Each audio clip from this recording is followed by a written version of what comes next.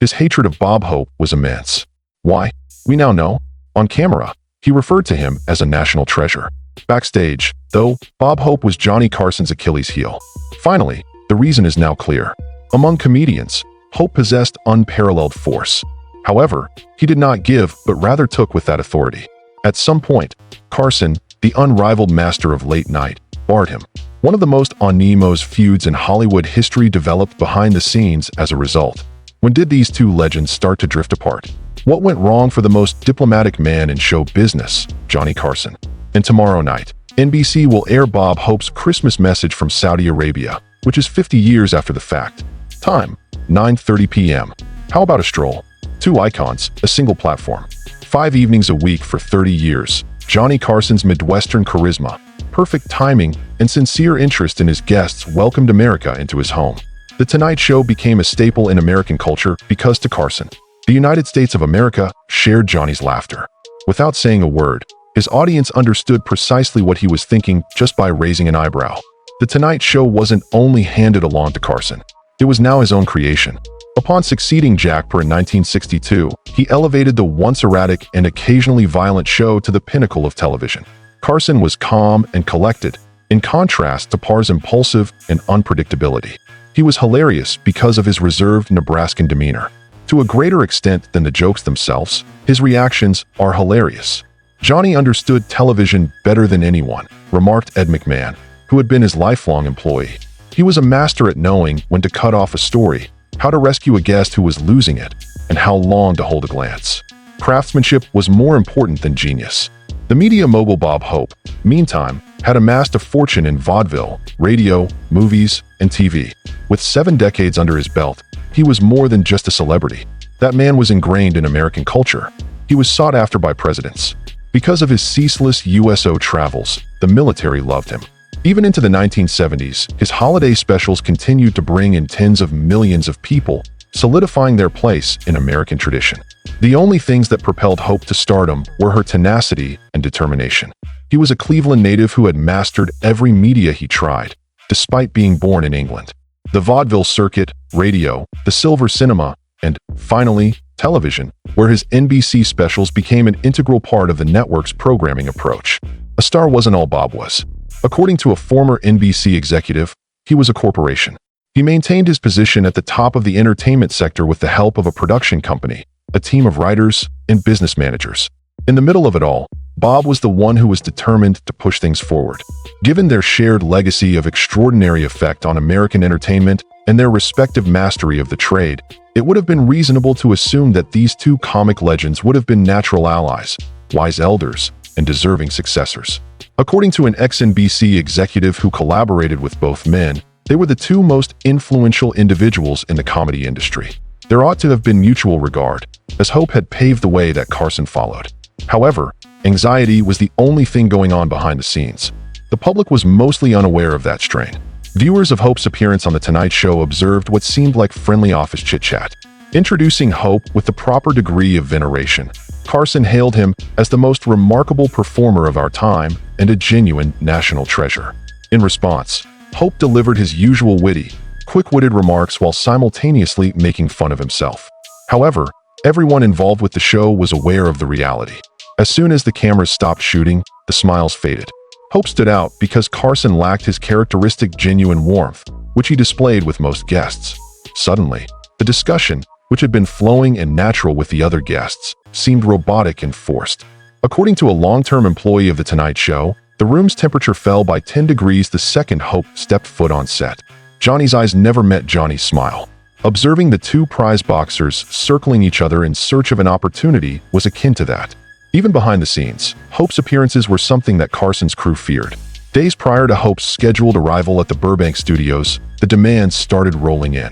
Not all guests would make the same demands, but his crew would send over detailed instructions for things like lighting, camera angles, and where to sit. Even after Carson's writers had spent days perfecting a concept for a comedy sketch or act, he would still want approval. A former production assistant revealed that Hope treated The Tonight Show as though it belonged to him rather than Johnny. Even instructing camera operators on where to stand, his team would reorganize furniture and change the lighting. Even Hollywood A-listers and presidents wouldn't have dared to do that if they were guests. Still, Hope pretended to be the property owner.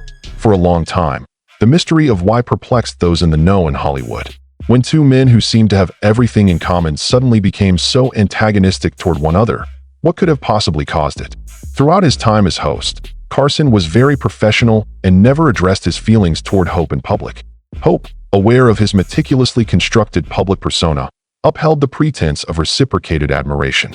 The holes in this mask, however, were harder to conceal as time went on and Carson's influence increased.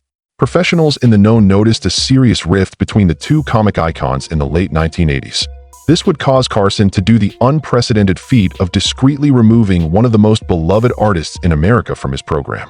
There was more at play than a simple rivalry in the conflict between Hope and Carson. Two very divergent perspectives on comedy, television, and fame collided in it. Discrepancy between generations that shed light on the evolution of American entertainment in the late 20th century. It's done. It's done. Excuse me? Something else entirely is this. The man on my right is a wine steward, and I'd like to present him with this. The feuding realms come together. Bob Hope's fame had outlasted the lifespan of many Americans by the 1980s. Thanks for the memory, his theme tune, and his ski slope nose were all instantly recognizable routines. He had made it through the heyday of vaudeville radio, the peak of Hollywood, and the advent of television. In spite of everything, he had managed to stay atop the entertainment industry's notoriously unstable food chain.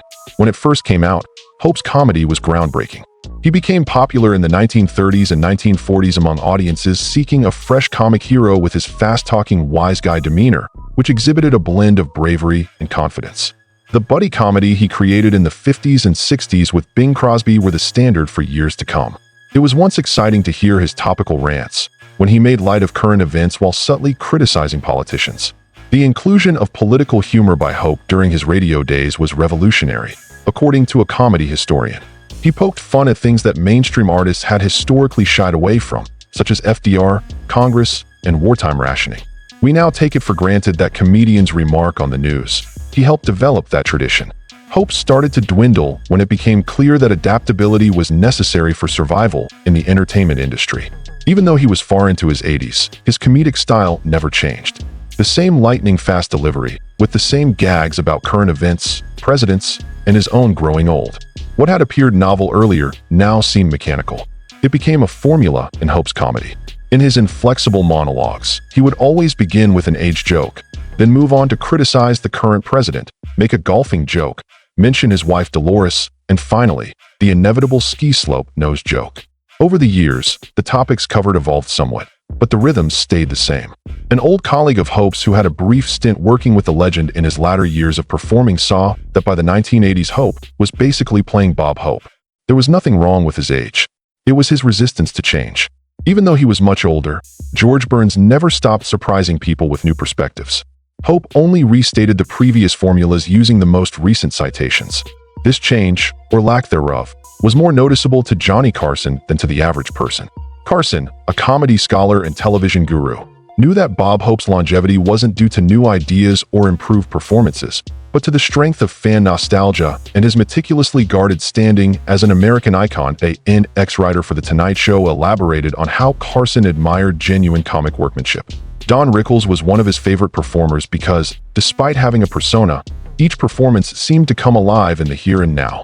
He looked up to Jonathan Winters because, even though he was prone to failure, Winters was always trying to shock. According to Carson, Hope had ceased being adventurous many years ago. It wasn't Hope's comedic approach that was the main issue. It was his perspective on television in general. Hope grew up during the golden age of television, when shows were effectively recorded performances, with actors reading lines from scripts as if the camera were an extra audience member. Nevertheless, Carson was aware that television was a personal medium that either showed or concealed one's sincerity. Brutally plainly, a former Tonight Show producer claimed that Johnny's breaking point was Hope's entitlement. Although he had ceased performing stand-up and penning new material in the 1980s, Hope persisted in making appearances on The Tonight Show. Carson found his reliance on his legendary reputation to be unbearable. Scheduling was where the issues started. The majority of celebrities' teams work in a roundabout way. Hope's team didn't follow protocol and instead worked with the producers of The Tonight Show to arrange dates that worked for both families. They would expect the show to fit Hope's schedule, no matter what, and would demand appearances, often without warning or planning. A former show booking agent recalled that Hope's team would phone and basically announce, "Bob will be on next Thursday." Thursday doesn't work, but Bob is scheduled to be there. If it had been any other celebrity, the conversation would have ended there. The upper echelons of NBC were pals of Hope's. Everyone told us to make it work since his specials brought in a ton of money for the network. All of Hope's outward features were given the same meticulous attention. Guests were waiting in the standard green room, but Hope insisted on having her own dressing room with all the amenities she could want. Carson was asked by Hope's crew to ask their own questions, frequently to build up jokes or promote Hope's latest project, while other guests collaborated with the show's talent coordinators on interview themes. According to an ex-segment producer, it worked in only one direction. It was clear that they were working together when Robin Williams or B. Midler appeared. They would put on a fantastic show, and the show would promote their projects. Hope did not require any compromise. In exchange for airtime, he provided no real value. Carson was assessed harshly for this preferential treatment since he had based his program on the idea that airtime should be earned, not given, even to the biggest stars. Every interview Carson gave was meticulously planned, appreciating works of literature, films, and music created by many artists. He was hoping that his famous guests would have something interesting to say besides just their celebrity status. Johnny once remarked, "He simply has to show up with a golf club and a joke about Reagan and he's on." One of Carson's close associates put it bluntly, "He doesn't have to be good, and I resent that." The problems extended beyond scheduling to the actual interviews themselves. Hope insisted on sticking to pre-approved cue cards, even if it meant killing a joke's timing or ignoring Carson's responses. For a host who prided himself on genuine conversation and the art of improvisation, Hope's rigid adherence to script felt like an insult to the entire premise of the show. "There was no conversation," explained a former Tonight Show writer. Johnny might as well have been interviewing a brick wall. Hope would arrive with his team who would hand over a stack of cue cards. No matter what Johnny asked, Hope would just move to the next prepared response. Johnny would try to establish some rhythm, some genuine back and forth, but Hope wasn't interested. He was there to deliver his lines and plug whatever he was promoting. This robotic interview style created painfully awkward television moments. Carson would ask a thoughtful question. Hope would ignore it completely and launch into a prepared bit about his latest special or golf tournament. Carson, master of the subtle reaction, couldn't always hide his frustration. Viewers at home might miss it, but the studio audience and staff could see Carson's genuine reactions. The tight smile, the slight eye roll, the drumming fingers on his desk. Johnny valued spontaneity above all else, said a longtime cameraman for the show. His favorite moments were when something unexpected happened and everyone just rolled with it with Hope. Nothing unexpected could ever happen. It was all prepackaged, all control. Johnny hated that. The contrast became particularly striking when compared to Carson's interactions with other comedy legends. With Lucille Ball, Carson engaged in genuine conversation about the craft of comedy. With George Burns, he listened attentively to stories about vaudeville days. With newer comedians like Richard Pryor or David Letterman, he showed genuine curiosity about their approaches to the art form. Watch Carson with Groucho Marx sometime, suggested a former director of the show.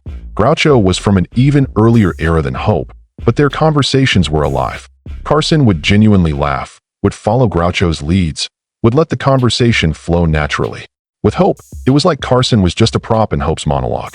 Perhaps most grating to Carson was how Hope used the Tonight Show platform, where most guests understood the quid pro quo of talk show appearances, entertaining conversation in exchange for promotional opportunity. Hope seemed to view his appearances as purely transactional. He was there to promote his specials, his tours, his golf tournaments, offering nothing in return. No interesting stories, no vulnerability, just plugs. Hope treated the show like an advertisement, explained an NBC executive from that era. He'd come on and talk about his Christmas special or his next TV event. Johnny would try to steer the conversation to something more interesting. Hope's experiences entertaining troops, his relationships with presidents, anything with some substance. But Hope would just circle back to whatever he was there to promote. It was painful to watch. The differences extended to how the two men treated their respective staffs. Carson, while known for being intensely private and sometimes difficult, was generally respected by his team. He knew the names of cameramen and stage hands who had been with the show for years. He fought for better wages for his writers. When the show moved from New York to Burbank, he ensured that staff members who relocated received assistance with housing and expenses. Hope, in contrast, was notorious for his treatment of writers. He employed dozens throughout his career, using them to generate thousands of jokes, but paying minimal wages and offering little recognition. Many comedy writers who later became famous, including Mel Brooks, Neil Simon, and Larry Gilbert, got their starts writing for Hope, but few spoke warmly of the experience afterward. Johnny paid attention to the contributions of individuals, noted a writer who worked for both men. He would credit a writer on air if they came up with a particularly good joke for the monologue. Hope treated writers like interchangeable parts in a joke factory. To him, they were as replaceable as light bulbs. As the 1980s progressed, these tensions only increased. Carson, secure in his position as the king of late night and increasingly unwilling to tolerate what he viewed as disrespect for his show, began to push back against Hope's entitlement in subtle ways. Interviews grew shorter. Hope's preferred spot as the first guest, the most prestigious position, was occasionally given to others, forcing Hope to wait backstage. The breaking point was approaching, though few realized how dramatically Carson would eventually respond to years of accumulated frustration. The snap: television's Cold War. In television, as in politics, revolutions often happen quietly. There's rarely a dramatic public confrontation, just a subtle shift in power, a door that once opened now remaining closed. So it was with Johnny Carson's extraordinary decision regarding Bob Hope. Sometime in the late 1980s, Carson made his move. There was no announcement, no public statement, no explanation offered to viewers who might have noticed Hope's absence. Instead, Carson simply communicated to his executive producer, "Don't book Hope anymore." It was never publicly stated, confirmed a senior NBC executive from that period. But people inside NBC referred to Hope as persona non grata on The Tonight Show. The instruction was clear: don't call Hope's people, and if they call us, say we're fully booked.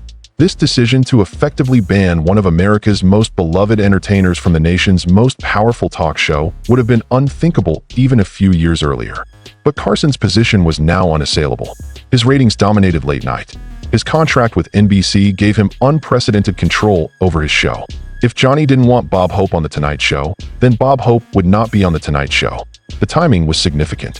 By the late 1980s, Carson had achieved a level of security and confidence that allowed him to make such decisions without fear of network reprisal. His contract renewals with NBC had given him progressively more control over the show, including approval over guests. Additionally, he had reduced his workload, taking Mondays off and extending his vacation time, which made each appearance on the show more valuable, too valuable in Carson's view, to waste on guests who didn't deliver.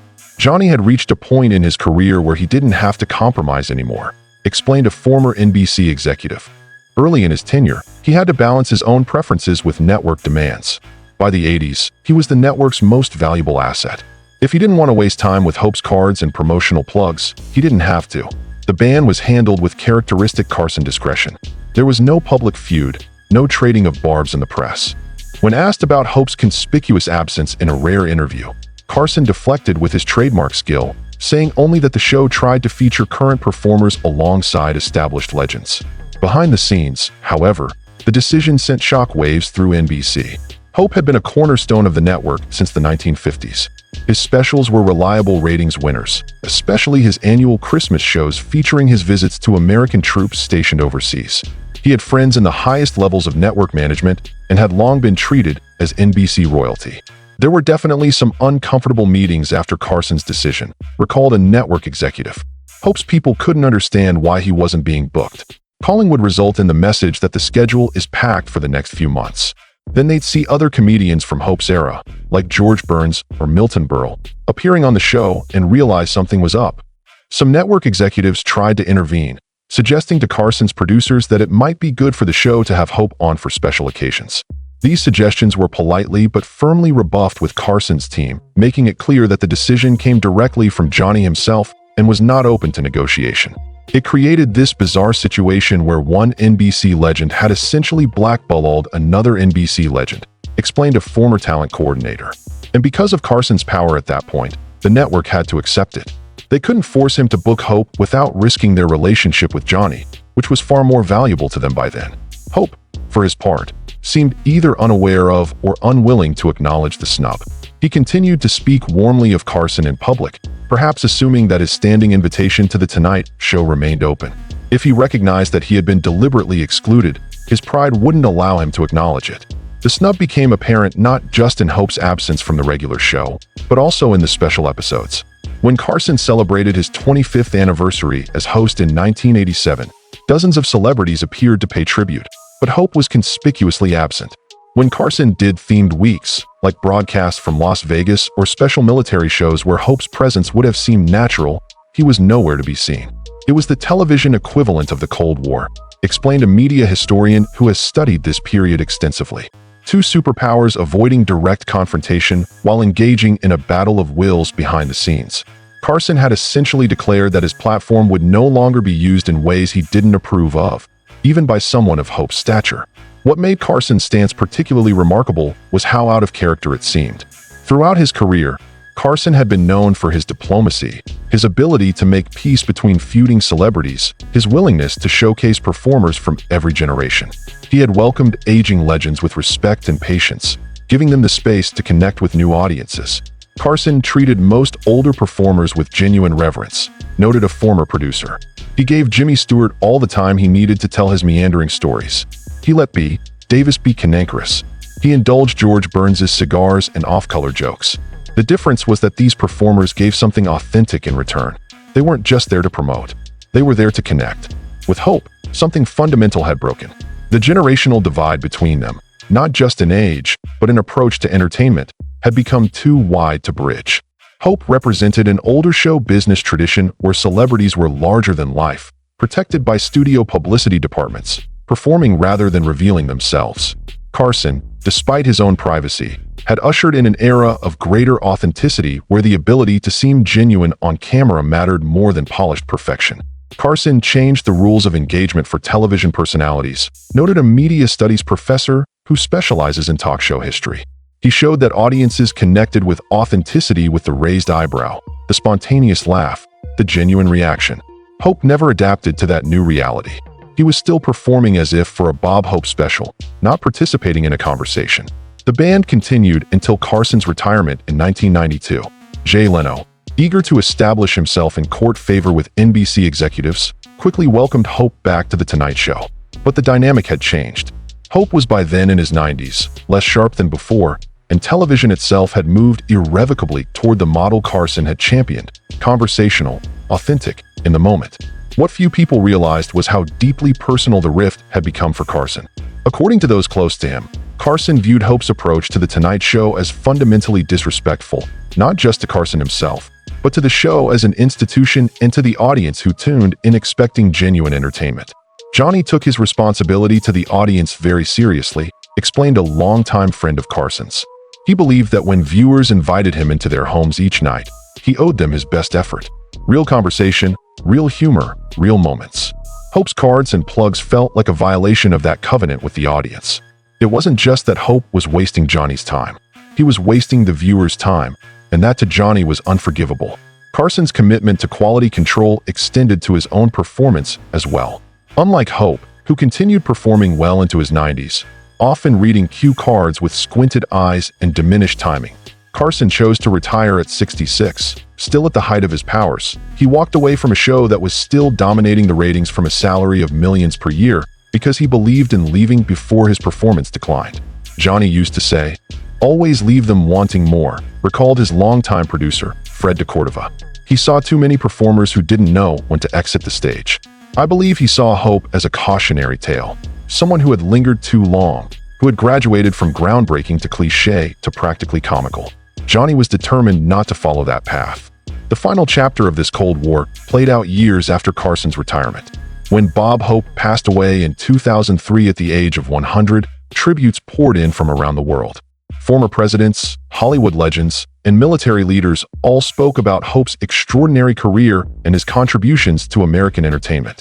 Carson, by then living quietly in retirement, issued a brief statement calling Hope a friend and an institution. The statement was respectful but notably brief. No flowery eulogy, no personal anecdotes, just a cool professional nod from one legend to another. Even in this final interaction, the tension that had defined their relationship remained palpable to those who knew the history. Johnny's statement about Hope was exactly what you'd expect, said a former Tonight Show writer. Professionally respectful, but emotionally distant, Johnny could have told stories about their decades of interaction, could have shared warm memories. Instead, He acknowledged Hope's place in entertainment history without pretending there had been a personal connection.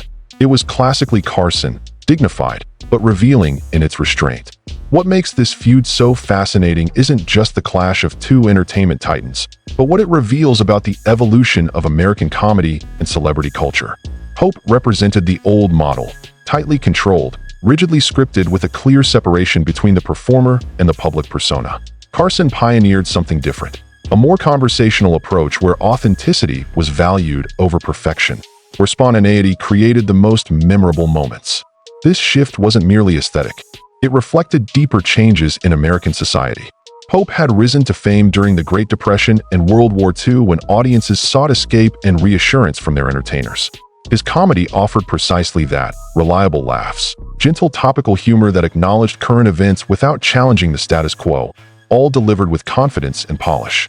Carson came to prominence in a more questioning era when audiences were becoming more sophisticated about media and more skeptical of authority. His approach, wry, sometimes self-deprecating, often reactive rather than declarative, matched the mood of a country that was increasingly comfortable with ambiguity and irony. Where Hope told the audience what to laugh at, Carson invited them to laugh with him at the absurdities he observed. These two men weren't just different comedians. According to a cultural historian, Hope was the America of consensus, of shared national purpose, of unquestioned institutions, and their representations reflected several Americas. Carson embodied the America that was becoming more diverse, with a healthy dose of skepticism and an emphasis on individual rather than group identity. These larger societal changes were mirrored in their comedic ways. Finally, Carson's plan was successful. Today's talk show hosts, including Jimmy Kimmel, Jimmy Fallon, and Stephen Colbert, live in the universe that Carson built, where real conversation is more important than stage presence. The ability to engage in genuine conversation, listen attentively and answer without faking it, and share genuine moments with guests has evolved into the gold standard for presenters. A thing of the past is Bob Hope's television style, with its reliance on cue cards, rehearsed bits, and opposition to real engagement. Johnny Carson's silent exclusion wasn't merely an expression of disapproval. It was a proclamation regarding the very nature of entertainment in the years to come. Even legendary figures will have to prove themselves in the future by actively participating, not relying on their previous success. Television has taken a giant leap toward Carson champion in the years following the deaths of both men. Even the greatest revolutionary shifts in the entertainment industry take time, as this secret tale of animosity between two American superstars shows. Influential people make these decisions when they see that the audience is no longer served by the previous methods. There was more at play than Carson's petty vanity when he decided to remove Hope from The Tonight Show. The evolution of television and the culture it reflects and shapes was acknowledged by a visionary. Bob Hope, a national icon, could end up on the wrong side of history as a result of that transformation.